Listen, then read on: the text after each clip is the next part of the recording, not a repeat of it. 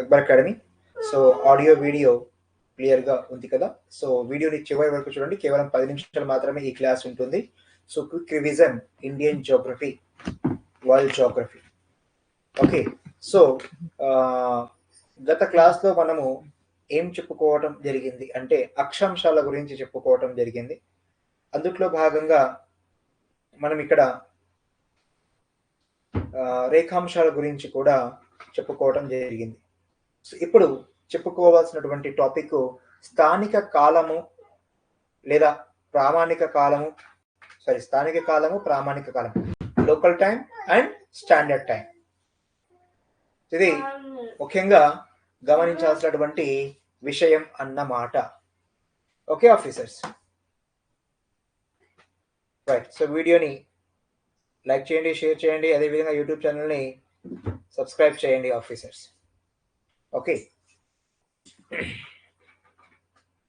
So స్థానిక కాలము, అదేవిధంగా ప్రామాణిక కాలం. చూడండి, ఒక రేఖాంశంపై పగలు సూర్యుడు నడినెత్తిన ప్రకాశించినప్పుడు ఆ సమయాన్ని 12 గంటలుగా తీసుకుని నిర్ణయించినటువంటి కాలాన్నే స్థానిక కాలమానము అంటారు.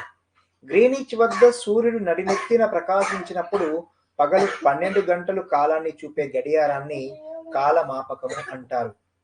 ఇంగ్లీష్లో క్రోనోమీటర్. సముద్రయానం చేసేవారు ఏ రేఖాంశంపై ఉన్నారో కనుగొనడానికి క్రోనోమీటర్ లేదా కాలమాపకము ఉపయోగపడుతుంది. ఒక ప్రాంతానికి అంతటికి గాని, ఒక దేశానికి గాని, ఆ దేశం గుండా పోయే రేఖాంశాలలో ఏదైనా మధ్య రేఖాంశాన్ని తీసుకొని ఆ రేఖాంశంపై ఉన్నటువంటి స్థానిక కాలాన్ని ఆ ప్రాంతానికి అంతటి వర్తించే విధంగా గడియారాలలో నిర్ధారించుకునేటటువంటి కాలమే ప్రామాణిక కాలం. మన భారతదేశంలో 82.5 డిగ్రీల తూర్పు రేఖాంశాన్ని ప్రామాణికంగా తీసుకున్నారు. ఓకే. ఇది మన దేశంలో మొత్తం 5 రాష్ట్రాలు, ఒక కేంద్ర పాలిత పరిపాలన విభాగం గుండా పోతుంది. ఓకే. ఆంధ్రప్రదేశ్లో సో ఓవరాల్ ముందుగా చూద్దాం. ఆంధ్రప్రదేశ్, ఒడిశా, ఛత్తీస్గఢ్, మధ్యప్రదేశ్, ఉత్తరప్రదేశ్. ఆంధ్రప్రదేశ్లో కాకినాడ, ఒడిశాలో కోరాపుట్, అదేవిధంగా ఛత్తీస్గఢ్లో రాయ్పూర్, మధ్యప్రదేశ్లో రేవా మరియు జబల్పూర్, ఉత్తరప్రదేశ్లో వారణాసి, అలహాబాద్ మరియు మీర్జాపూర్. ఓకే. సో ఇది పాండిచేరి పరిపాలన విభాగమైన యానం గుండా కూడా పోవచ్చుంది. ఓకే. సో ప్రపంచంలో తూర్పు పడమరలుగా ఎక్కువ వెడల్పు గల అవిచ్ఛిన్న దేశాలు కెనడా, ఆస్ట్రేలియా. అయితే ప్రపంచంలోని కొన్ని యూరోపియన్ దేశాలు మరియు అమెరికా ఇప్పటికీ వలసవాద ప్రాంతాలను కలిగి ఉన్నాయి. వాటితో కలుపుకుంటే ప్రపంచంలో ఎక్కువ ప్రామాణిక కాలాలు గల దేశం ఫ్రాన్స్, 12 ప్రామాణిక కాలాలు కలిగింది. అదేవిధంగా USA 11, Russia 9, Australia 8. Okay. So ఇది ముఖ్యంగా గమనించాల్సినటువంటి అంశం. సో ఎక్కువ ప్రామాణిక గల దేశాలు, ప్రామాణిక కాలాలు గల దేశం ఫ్రాన్స్, యుఎస్ఏ వచ్చేసి 11, రష్యా వచ్చేసి 9, ఆస్ట్రేలియా 8. సో భూమి తన అక్షంపై ఒకసారి తిరగడానికి అనగా 360 డిగ్రీల దూరం తిరగడానికి ఎంత సమయం పడుతుందని చెప్పుకోవడం జరిగింది? 24 గంటల సమయం. కాబట్టి భూమి 1 డిగ్రీ దూరం లేదా ఒక రేఖాంశం దూరం జరగడానికి ఎంత సమయం పడుతుందంటే 4 నిమిషాల సమయం పడుతుంది. ఓకే. సో భూమి సూర్యుని చుట్టూ పడమర నుండి తూర్పునకు తిరగడం వల్ల తూర్పు రేఖాంశాలు సూర్యునికి ముందుగా ఎదురుగా వస్తాయి. అందువల్ల తూర్పు రేఖాంశాలలో కాల సమయం ముందుగాను, పశ్చిమ రేఖాంశాలలో వెనకగాను ఉంటుంది. కాబట్టి గ్రీనిచ్ రేఖాంశం లేదా స్థానిక సమయం నుండి తూర్పునకు వెళ్లే కొలది ఒక్కొక్క రేఖాంశాన్ని దాటడానికి పట్టే 4 నిమిషాల సమయాన్ని స్థానిక సమయానికి కలుపుకోవాలి. అదేవిధంగా గ్రీనిచ్ రేఖాంశం లేదా ఏదైనా స్థానిక సమయం నుండి పశ్చిమానికి బయలుదేరి వెళ్లే కొద్దీ ఒక్కొక్క రేఖాంశాన్ని దాటడానికి పట్టే 4 నిమిషాల సమయాన్ని స్థానిక సమయం నుండి తీసివేయాలి. ఇది ఎట్టి పరిస్థితుల్లో మర్చిపోవద్దు ఆఫీసర్స్. ఓకే. సో భారతదేశం గ్రీనిచ్ రేఖాంశానికి తూర్పున ఉండడం వలన భారత ప్రామాణిక కాలం గ్రీనిచ్ స్థానిక సమయానికి ఎన్ని గంటల ముందు ఉంది? 5:30 గంటల ముందు ఉంది అని చెప్పుకోవచ్చు. ఉదాహరణకు గ్రీనిచ్లో సమయం మధ్యాహ్నం 12 గంటలు అయితే భారతదేశంలో సమయం సాయంత్రం 5:30 గంటలు అవుతుంది. ప్రపంచం మొత్తాన్ని 15 డిగ్రీల అంతరతో 24 కాల మండలాలుగా విభజించారు. అందువల్ల ఒక కాల మండలానికి మరొక కాల మండలానికి మధ్య గల సమయం 1 గంట. Okay officer. సో ఇది స్థానిక కాలం మరియు ప్రామాణిక కాలం. ఆ తర్వాత చెప్పుకోవాల్సింది అంతర్జాతీయ దినరేఖ. ఓకే, 180 డిగ్రీల రేఖాంశాన్ని అంతర్జాతీయ దినరేఖ అంటారు. ఈ రేఖాంశానికి ఒకవైపున ఒక తేదీ ఉంటే మరొక వైపున మరో తేదీ ఉంటుంది. అందువల్ల ఈ రేఖను దాటేవారు ఒక దినాన్ని మార్చుకోవాల్సి ఉంటుంది. అందుకే దీనిని అంతర్జాతీయ దినరేఖ అని పేరు.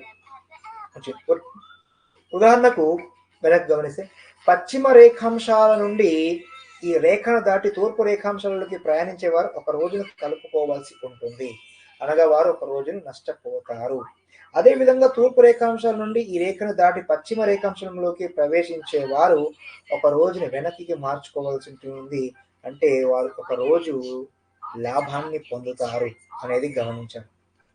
ఓకే, సో అంతర్జాతీయ దినరేఖను పశ్చిమం నుంచి దాటినప్పుడు ఒక రోజు వెనకకు మార్చుకోవాల్సి ఉంటుంది. అదేవిధంగా తూర్పు నుంచి దాటిన ఒక రోజు ముందుకు మార్చుకోవాల్సి ఉంటుంది. ఓకేనా? అయితే అంతర్జాతీయ దినరేఖ తిన్నగా ఉండకుండా అక్కడక్కడ వంగి ఉంటుంది. దీనికి కారణం ఒక దేశం పరిపాలనలో ఉన్న భూభాగాల గుండా ఈ రేఖ పోయినప్పుడు ఆ దేశంలో 2 రకాల కాల సమయాలు నమోదు అవుతాయి. దీనివల్ల ఆ భూభాగంలో అనేక రకాల ఇబ్బందులు ఎదురవుతాయి. దీనిని నివారించేందుకే ఆ భూభాగం లేదా దీవులకు ఏదో ఒక వైపు సముద్రంలోకి వచ్చేటట్లుగా గీయడం వల్ల ఈ సమస్యను నివారించవచ్చు. అందువల్లనే అంతర్జాతీయ దినరేఖ అని ఖచ్చితంగా 180 డిగ్రీల రేఖాంశాన్ని అనుసరిస్తూ గీచిన వక్రరేఖను పిలుస్తారు. ఈ మార్పు ఒక దేశంలో లేదా దీవుల సముదాయంలో ఒకే కాలంలో 2 విభిన్న దినాలు లేకుండా చేయడానికి ఉపయోగపడుతుంది. సో అందుకే ఈ రకంగా చేశారు. సో 180 డిగ్రీల తూర్పు మరియు పశ్చిమ రేఖాంశం చాలా వరకు పసిఫిక్ మహాసముద్రంలోని ఎలూషియస్, టొంగా, తువాలు, ఫిజీ, కిరిబటి లాంటి దీవులు మరియు బేరింగ్ జలసంధి గుండా వెళుతుంది. ఓకే, సో ఆ తర్వాత గ్రేట్ సర్కిల్ రూట్. చూడండి, భూమి 2 ప్రాంతాల మధ్య అతి తక్కువ దూరం గ్రేట్ సర్కిల్ వెంబడి ఉంటుంది. గ్రేట్ సర్కిల్ గా భూమధ్య రేఖను పిలుస్తారు. చూడండి, ప్రపంచంలోని వాయు మార్గాలన్నీ గ్రేట్ సర్కిల్ ఆధారంగా భూమి చుట్టుకొలత వెంబడి నిర్ధారించబడి ఉంటాయి. ఓకే, ఆ తర్వాత స్మాల్ సర్కిల్, చిన్న వలయం. భూమి మీద గల అతి పొడవైన వలయాన్ని గ్రేట్ సర్కిల్ అని పిలుస్తారు. ఇది భూమి చుట్టుకొలత వెంబడి మధ్య భాగంలో ఉండి భూమిని 2 సమాన అర్ధ భాగాలుగా విభజిస్తోంది. కానీ స్మాల్ సర్కిల్ అనేది భూమి చుట్టుకొలత వెంబడి గీయబడి ఉండి భూమిని 2 అసమాన భాగాలుగా విభజిస్తుంది అని చెప్పుకోవచ్చు. సో ఇది గ్రేట్ సర్కిల్ మరియు స్మాల్ సర్కిల్ కి సంబంధించినటువంటి అంశాలు. ఓకే ఆఫీసర్, ఇది ముఖ్యంగా చెప్పుకోవాల్సినటువంటి విషయాలు. తర్వాత కొన్ని ఇంపార్టెంట్ పాయింట్స్ కనుక గమనిస్తే చూడండి, అక్షాంశాలు అనేవి వృత్త రేఖలు భూమి చుట్టూ తూర్పు పడమరలుగా గుర్తించబడి ఉంటాయి. అదేవిధంగా రేఖాంశాలు అనేవి అర్ధ వృత్తాలు భూమి చుట్టూ నిలువుగా ఉత్తర దక్షిణ ధృవాల గుండా గుర్తించబడి ఉంటాయి. అంతర్జాతీయ దినరేఖగా పిలువబడే 180 డిగ్రీల రేఖాంశం ఒక వక్రరేఖ, జిగ్జాగ్ రూపంలో ఉంటుంది. గ్రీనిచ్ రేఖాంశం పోయేటటువంటి దేశాలు బ్రిటన్, ఫ్రాన్స్, స్పెయిన్, అల్జీరియా, మాలి, బుర్కినా ఫాసో, టోగో, ఘనా. అదేవిధంగా గ్రీనిచ్ రేఖాంశం పోయేటటువంటి పట్టణాలు లండన్, మారిటోనియా, అల్జీమస్, అక్రా. అదేవిధంగా గ్రీనిచ్ రేఖాంశం పోయేటటువంటి సముద్రం మధ్యధరా సముద్రం. అదేవిధంగా గ్రీనిచ్ రేఖాంశం పోయేటటువంటి మహాసముద్రం దక్షిణ అట్లాంటిక్ మహాసముద్రం. అదేవిధంగా గ్రీనిచ్ రేఖాంశం పోయేటటువంటి పర్వతాలు ఇటలీలోని పారనీస్, ఉత్తర ఆఫ్రికాలోని అట్లాస్. రేఖాంశాలు అనేవి కాల సమయాలను సూచించడం జరుగుతుంది. అక్షాంశాలు అనేవి శీతోష్ణ స్థితి ప్రాంతాలను తెలియజేస్తాయి. అక్షాంశాలు రేఖాంశాలు భూమి చుట్టూ ఒకదానితో ఒకటి లంబ కోణంలో ఖండించుకోవడం వలన భూమి అనేది చతుర్భుజి ఆకారంలో ఉన్న వివిధ గ్రిడ్ నిర్మాణాలుగా విభజితమై ఉంది. ఈ గ్రిడ్ నిర్మాణాలను ఆధారంగా చేసుకొని భూమిపై గల వివిధ దేశాల లేదా ప్రాంతాల ఉనికిని తెలుసుకోవడానికి ఉపయోగపడటం జరుగుతుంది లేదా తెలుసుకోవడం జరుగుతుంది. సో ఇది అధ్యక్ష, ఇంతటితో అక్షాంశాలు రేఖాంశాలు topic over. Okay, so thank you very much officer. ప్రస్తుతానికి సెలవు.